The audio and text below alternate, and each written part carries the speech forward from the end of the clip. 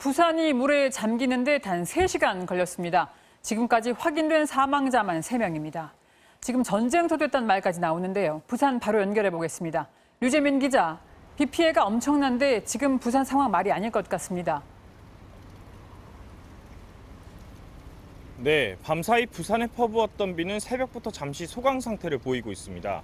곳곳에선 지금까지도 비 피해 복구 작업이 진행되고 있는데요. 부산엔 어제 오후 8시부터 호우경보가 내려졌습니다. 불과 3시간여 만에 그야말로 역대급 물폭탄이 쏟아지면서 도로와 주택 곳곳이 물바다가 됐습니다. 침수로 도로 한복판에 멈춰선 차량들은 전쟁터를 방불케 했고 고장난 차를 끌고 가는 견인 차량들의 행렬도 여기저기 이어졌습니다. 대다수 지하차도들이 갑작스럽게 내린 비에 거대한 저수지처럼 변했는데요. 결국 3명의 목숨까지 앗아갔습니다. 순식간에 물이 차오른 이곳 지하차도에서 차량에 갇혔던 60대 남성과 30대 여성 등이 결국 숨졌습니다. 담벼락이 무너지고 산사태로 흙더미가 주택을 덮치는 등 119에만 관련 신고가 200건 넘게 접수됐고 59명의 이재민이 발생했습니다. 네, 밤부터 호우 경보는 떴습니다만 단시간에 이렇게 많은 비가 쏟아질지는 몰랐습니다. 이거 기록적인 강우량 아닌가요? 네, 그렇습니다. 어제 부산 대부분 지역에서 100mm가 넘는 강수량을 기록했는데요. 오후 9시부터 자정 사이, 그러니까 불과 3시간 만에 집중적으로 퍼부었습니다. 부산 동쪽의 해운대구가 212mm, 기장군이 205mm로 가장 많은 강수량을 기록했습니다.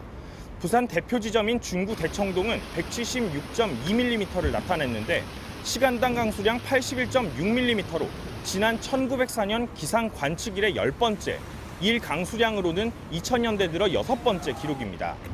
기상청은 우리나라 상층의 찬 공기가 아래층의 따뜻하고 습한 공기와 만나 기압 간 불안정성이 커지며 남서풍을 타고 시간당 90km의 빠른 속도로 이동하며 집중호우가 내린 것으로 보고 있습니다. 게다가 만조 시기가 겹쳤고 최근 계속된 장맛비에 집안까지 약해져 피해가 더 컸다는 분석입니다. 비는 오늘 저녁까지 이어질 전망인데요. 최대 초속 14m의 강풍도 예상돼 피해 없도록 각별히 유의하셔야겠습니다.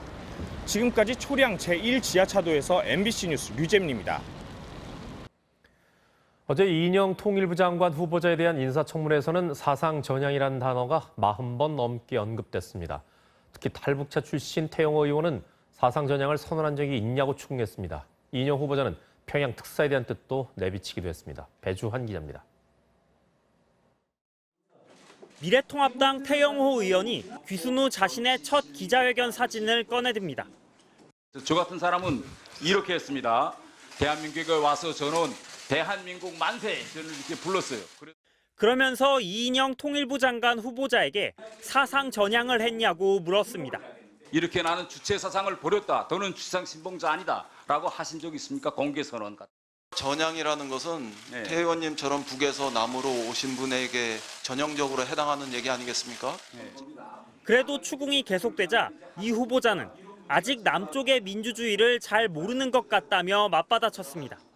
북에서는 이른바 사상 전향 이런 것들이 그렇게 명시적으로 강요되는지 모르지만 남쪽은 이른바 사상과 양심의 자유 이런 것들이. 여당 의원들은 국회를 모욕하는 것이라며 비난했습니다.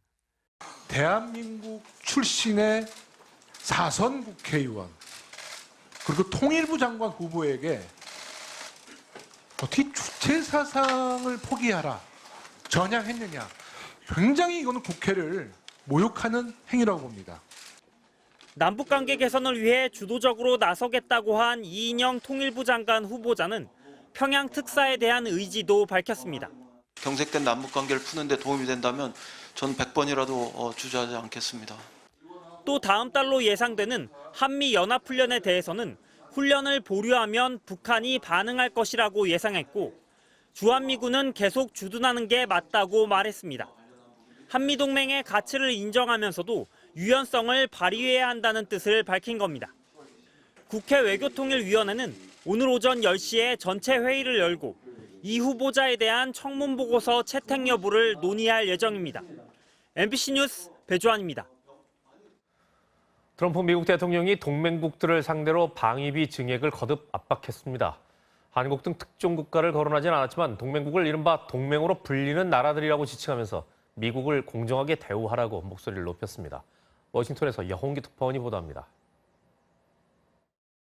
트럼프 대통령의 방위비 언급은 주동미군 감축 방침에 반대한 리즈 체니 하원 의원을 공격하는 과정에서 나왔습니다. 트럼프 대통령은 트위터에 올린 글에서 리즈 체니는 내가 위대하고 아름다운 우리나라를 비용이 많이 드는 끝없는 전쟁들로부터 구해준 것에 언짢아하고 있다고 말했습니다. 그러면서 동맹국들을 이른바 동맹으로 불리는 나라들이라고 지칭하며 나는 이 나라들로부터 체납된 군사 비용을 지불하도록 하고 있다고 말했습니다.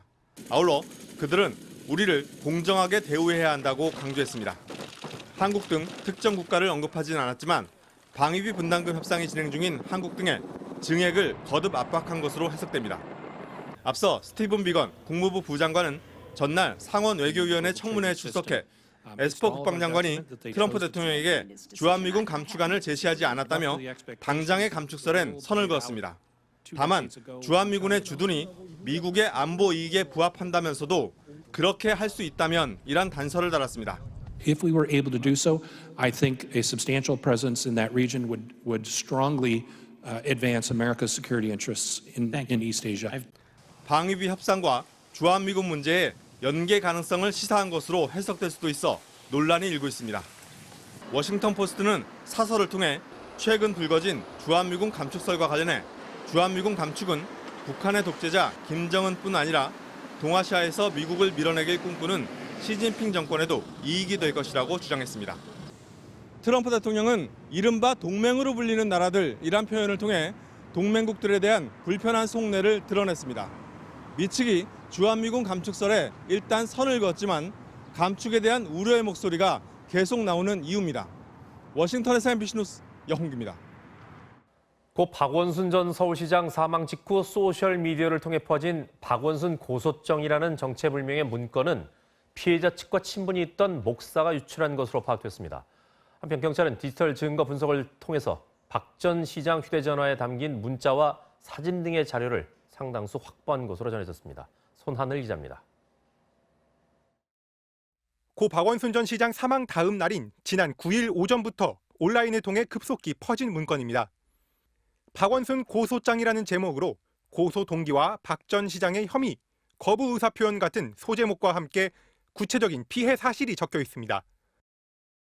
이 글은 피해자가 지난 5월부터 고소를 준비하며 작성한 1차 진술서인 걸로 확인됐습니다.